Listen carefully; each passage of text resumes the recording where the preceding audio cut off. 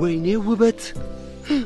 ውበት ቆንጆ ናት የኔ ተሳክቶ የምትገርም ቺክ አግኝቻለሁ እና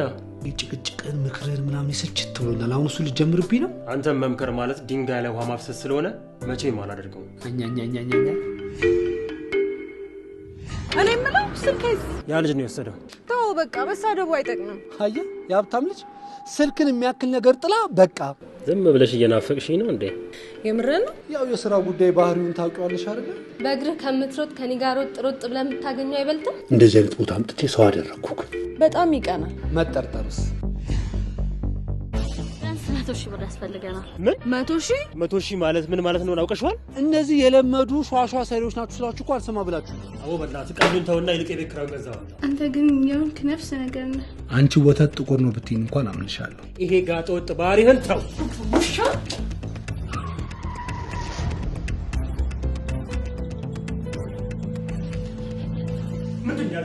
ምንድን ያልካት ንገረኝ